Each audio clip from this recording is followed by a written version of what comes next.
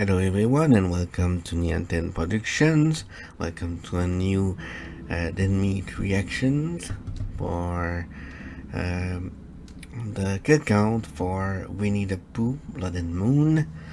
Not Blood and Moon. I think I'm playing too much Zelda right now. Blood and Honey.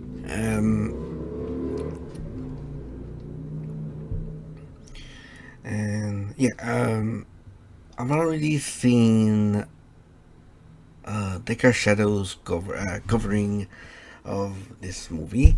I know it's kind of weird and crazy in many ways, and there's a few decent kills, but also weird and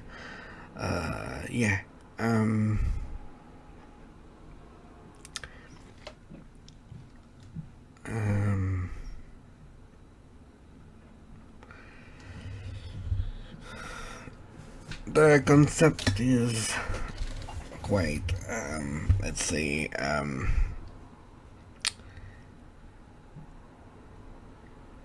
interesting as putting Winnie the Pooh and Piglet in a horror movie where they are basically slasher killers or whatever. I would normally say that it's kind of rough for Disney, but they're literally killing their own production right now, so can't be that bad.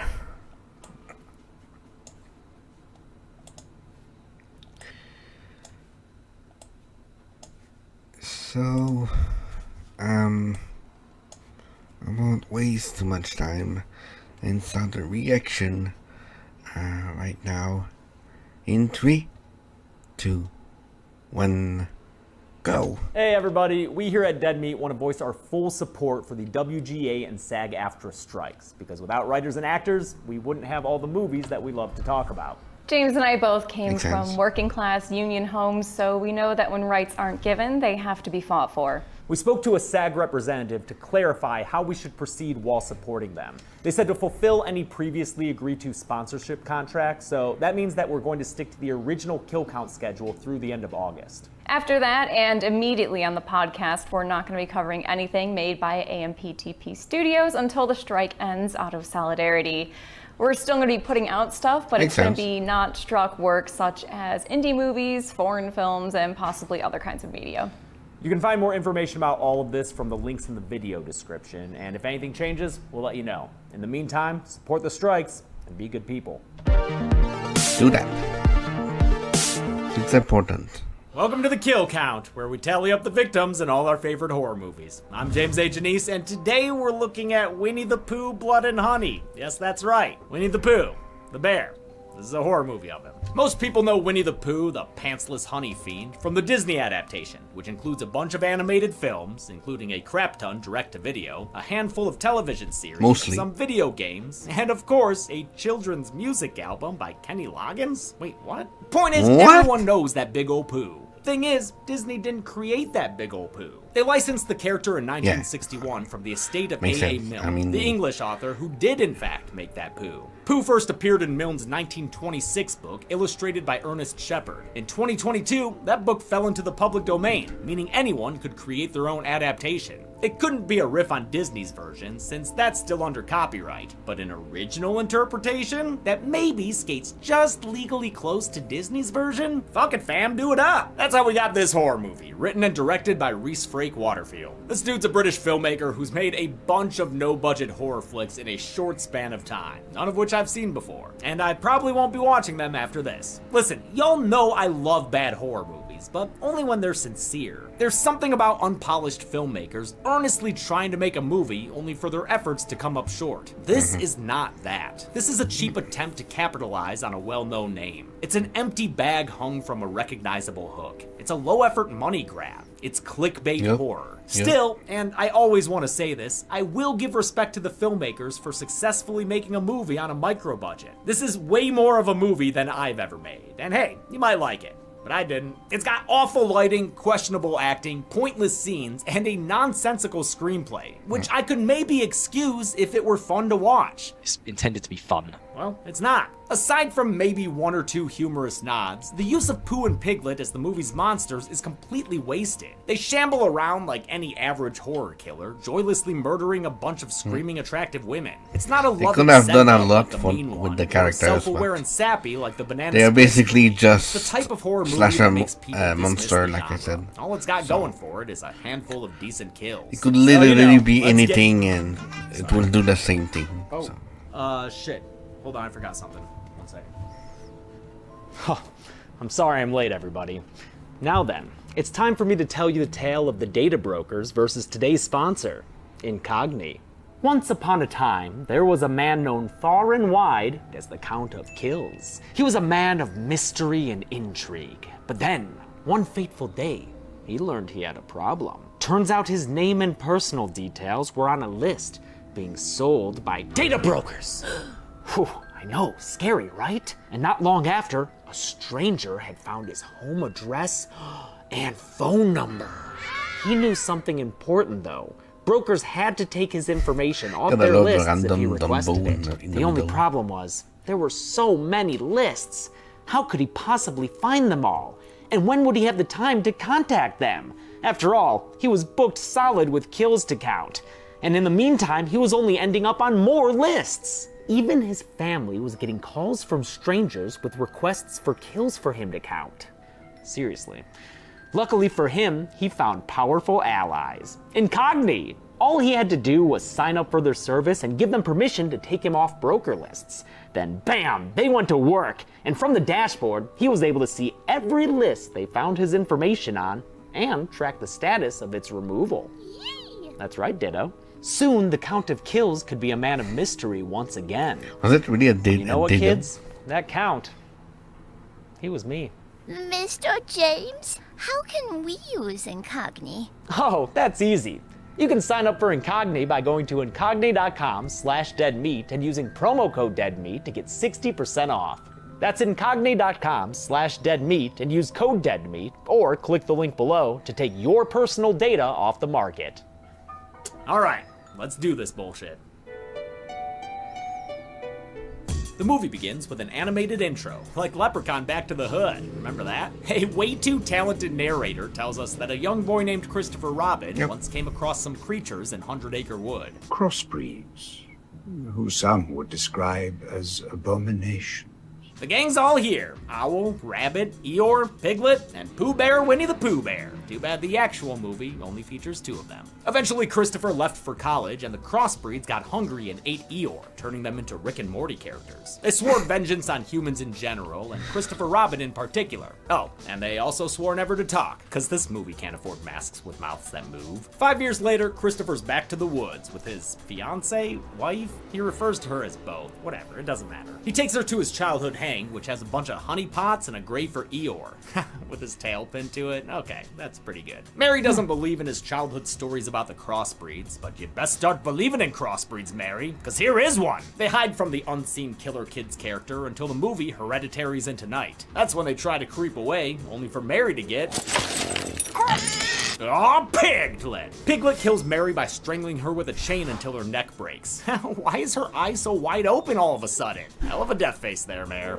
After Mary dies, Christopher cries, and then gets cornered by these evil guys. Crossbreeds. Even though Pooh and Piglet are obviously just dudes in rubber masks. And the masks weren't even custom made for the movie. Production just bought the already made Honey Bear mask from Immortal Masks. Come on! Ugh, they drag him away in another animated sequence, and then burn him in a pit?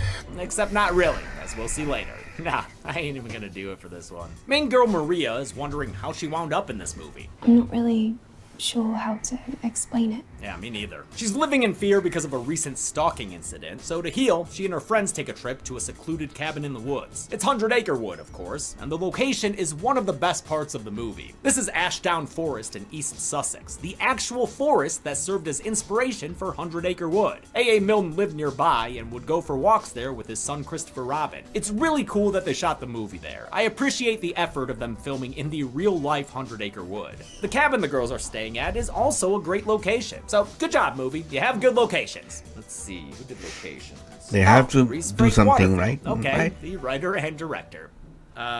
Good job with locations, dude. Maria's friends include her bestie Jessica, here to help Maria with her healing, Laura, a party girl who loves posting on Instagram, and Alice and Zoe, a couple who are kinda sorta fighting. A deleted scene shades in the conflict a little bit. You've always been gay, and I've only ever had relationships with guys. But that scene got deleted, so, you know, fuck it. They're supposed to be joined by Tina as well, but she gets lost and winds up stepping in Pooh. A chase ensues, and Tina hides in an old garage, but Pooh follows her, finds her, and rips her shirt off. Okay, of course this movie's gotta show you some titties. Pooh kills Tina by slamming her face against some machinery. He does it until her head is nothing more than a red pile of slop. Then he fargos her into a wood chipper while the gushing CG blood splatters onto his mask.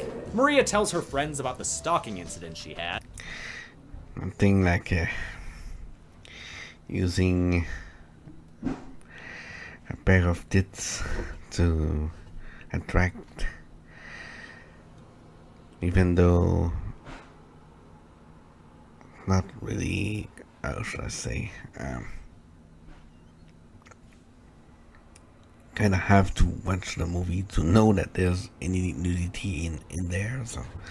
Where she woke up to find a dude trying to undress her. What the hell? I never knew that happened to you.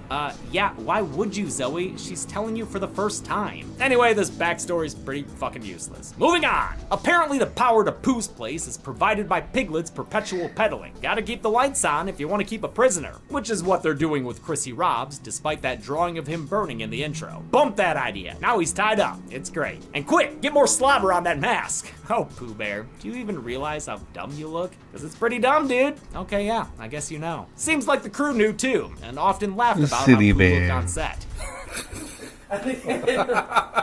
They even had to reshoot some chase scenes and close-ups because the wide shots looked like, this. At least Pooh's actor Craig David Dowsett had a good time. The bear throws a remake Jason tantrum, then grabs Eeyore's tail and uses it to whip the shit out of Christopher Robin. It's a good moment that actually makes use of the movie's premise, even if the tail is magically on the wall now and looks different from when we saw it on the grave earlier. Pooh continues to torture his former pal by showing him the skeleton of his dead fiancé wife. Then he uses Mary's guts to make some kind of blood honey, which then showers down on the captive Chris. My apologies to your childhood for showing all of this. While the bear's out pooing in the woods, he overhears some music. It's Lara having hot girl hot tub time. Her selfies capture the bear in the background, but that's not enough to make her leave. She literally just goes back to chilling in the tub until, wouldn't you know it, Pooh and Piglet arrive. They ask her if this rag smells like chloroform, and her limp body is an answer in the affirmative. Lara wakes up tied up on the ground, looking like a pig about to get roasted. But Piglet ain't got fire, he's armed with a sledgehammer instead, which he doesn't use. He just holds her down as Pooh slowly drives a car over her head. Yep, we're watching Winnie the Pooh drive a car over a woman's head, because that's all this movie is. A whole bunch of attempts to make you say, wow, that's crazy. The other girls follow Lara's scream and find her headless body lying beneath the car. If that's not enough of a warning sign, the crossbreeds spell it out for them with a Jordan Peele movie written in the Your Next font. They see Pooh and a swarm of bees outside their door and peeping in the window. Oh, look at that. His nose and ears are moving. Good job, movie. Zoe and Alice arm themselves with knives, the only weapons available. I've got a gun! Never mind, Maria has a gun. Glad the mouth she can suddenly move, but remembered that she owns a fucking hand cannon. I don't know why or honestly why these girls split up, but now Alice and Zoe are in the pool room? Damn, this cabin's dope. Doesn't take long for them to get attacked, and while Alice is knocked out, Zoe's knocked into the pool. This little piglet starts fishing with his chain, but when it doesn't do the trick, he attempts to recreate that awesome scene from Strangers Prey at Night. Frank Waterfield said that movie was a direct inspiration, as was Wrong Turn, Texas Chainsaw Massacre, and above all else, Halloween. Of course, compared to the Prey at Night version, this scene is lacking more than just Bonnie Tyler. It still results in a kill when Piglet busts open Zoe's face with his hammer. Alice watches his weirdly low velocity follow-up swings, but passes out as Piglet approaches approaches her. Maria and Jessica find Zoe's body and watch as Alice gets abducted. Piglet, what are you doing, man? You ain't some super spy. They follow the crossbreeds further into this trash fire of a movie, because they wouldn't want to miss Pooh stuffing his face with honey, would they? Or doing a horror head herky-jerky. Man, is that face being moved in post? It looks so weird. Pooh spends the rest of the night dripping all over Alice's face and smacking her in the mouth. When morning comes, Maria and Jess find and untie Alice. Oh, wait, it's still night? What? What the fuck is this lighting? It looks like sunlight. On their way out, they hear a scream, which leads them back to the captive Christopher Robin. Props to composer Andrew Scott Bell, by the way. He's working way harder than he needs to.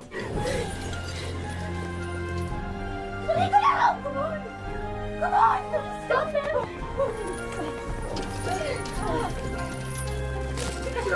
He even went the extra mile and used a violin that had been used as a beehive. Like, the instrument itself had honeycomb and bee larvae all up inside of it. He does a great job with the music, and I love seeing people appreciate their cool jobs. I'm just,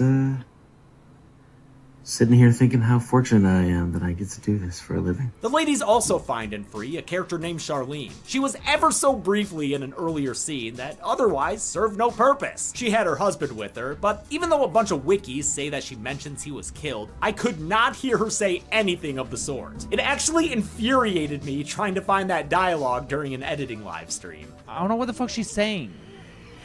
What the fuck is she saying? Did she say something about her husband? What the fuck? God damn it. So he doesn't get added to the count, since who knows, maybe he ran away or some shit. The gals drag Charlene outside, where she sees what the crossbreeds have done to her face. Uh-oh, is she about to go hostile? Nah, instead of jumping in front of a train, Charlene grabs the gun and calls Piglet out to confront her. Woomano a cerdo. Or cerdito, I guess. She pulls the trigger only for nothing to happen, and then she takes a few steps back into Pooh. He knocks her down, seasons her face with honey, and this character is killed just as quickly as she entered the movie, with Piglet eating her face. Real nice fireside meal.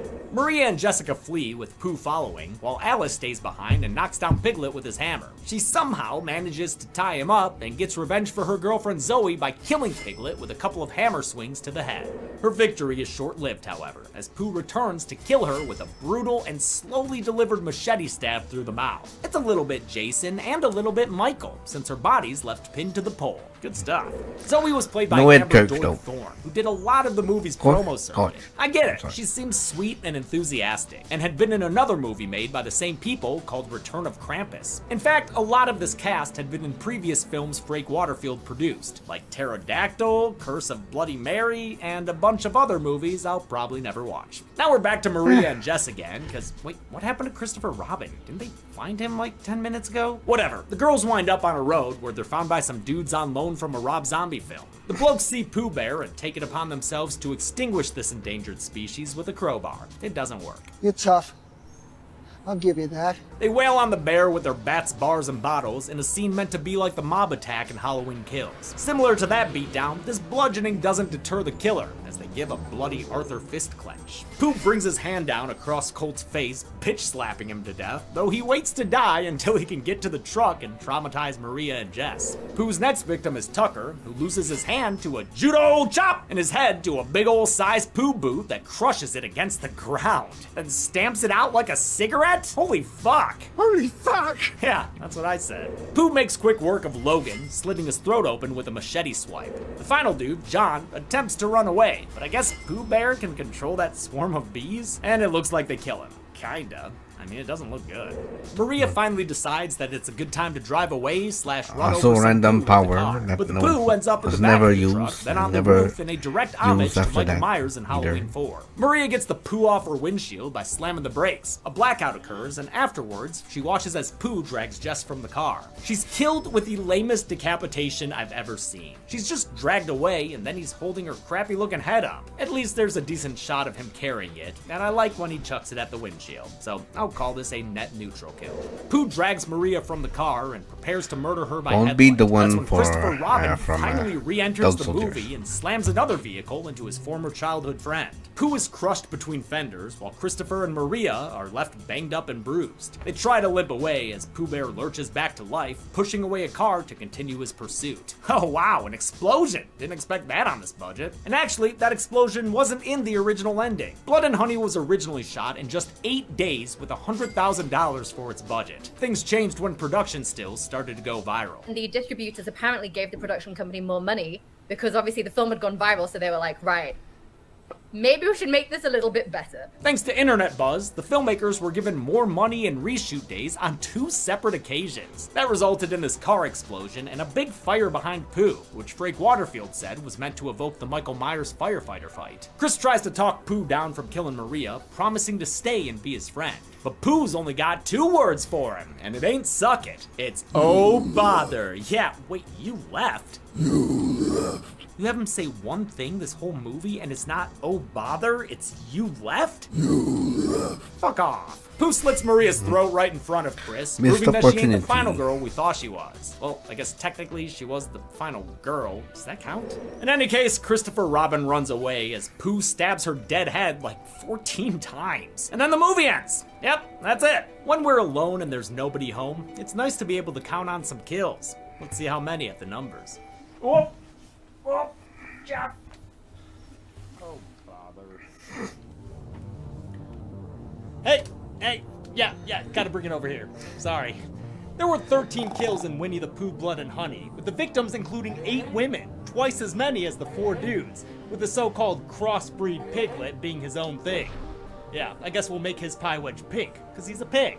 With a runtime of 84 minutes, that left us with a kill on average every 6.46 minutes. Huh. Really stuck in here, huh? I'll give the golden chainsaw for coolest kill to Alice. Well, Truth be told, this movie did have a handful of solid kills, but I like the deliberate pace of this stabbing and the fact that it left her pinned to the wall. Dol Machete for lamest kill has gotta be that random dude John, killed by a swarm of birdemic-looking bees. God, that's bad. And that's it. Winnie the Pooh Blood and Honey was made for pennies and raked in over $5 million at the box office when it was released in 2023. No wonder Reese Frank Waterfield has already planned more bloody takes on well-known works in the public domain. So I'm next. I'm directing Bambi the Reckoning, and that is shooting at the end of May, and Bambi is going to be a killing machine. May God have mercy on us all. Until next time, I'm James A. Janice. This has been The Kill Count. Thanks a lot for watching this kill count on Winnie the Pooh, Blood and Honey. Bambi's I want to thank some Revenge patrons like Kyle McNulty, Olivier Chalifour, Rowan Newman, Jose, Ergun Ozturk, Jacob Fasthorse, James Wheeler, Peter Costa, Beastie Man 420, and Jacob Paradu. Next week we're looking at The Megs. That thing is a lot of fun to watch. I didn't think I would like it, but Jason Statham and the rest of the cast and the visual effects make it a damn good time. Definitely check it out before the show next week. Also, finally got a motherfucking haircut. So happy. I feel so light. Damn, it's good to be back. Thanks, everyone. Be good people. Okay. Yeah. Overall, terrible movie. But, well, goes along with what Disney is doing right now, so.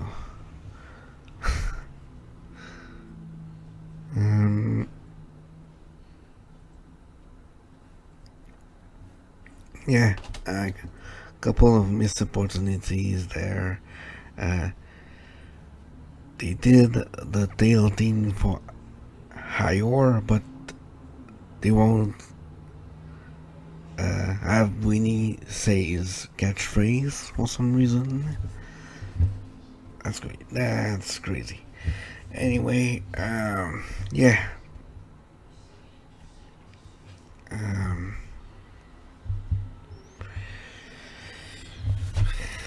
I don't think I have anything else to add to this.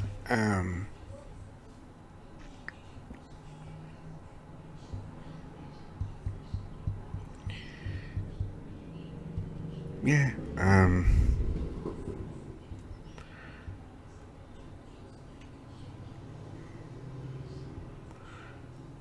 cheap movie and catch grab, even though it probably didn't catch that much of money, but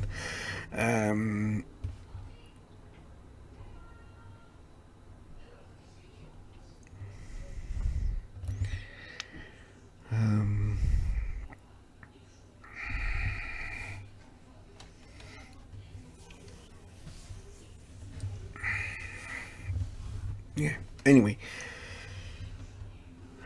if you made it this far into the video, thank you for watching. Leave a like and a comment, subscribe to the channel, and don't forget to support and subscribe to the Meat and James, and watch the video yourself. The links will be in the description for the channel and the video itself. And yeah, one more video will be coming later. The one for the Meg, and yeah, I'll keep all I have to say about that movie for the next one. But yeah, all you have to know for now is that I kind of like the movie, and it's a fun time. And yeah, I wonder what the sequel will be like. Anyway, okay, so I will see you in the next video. Bye bye.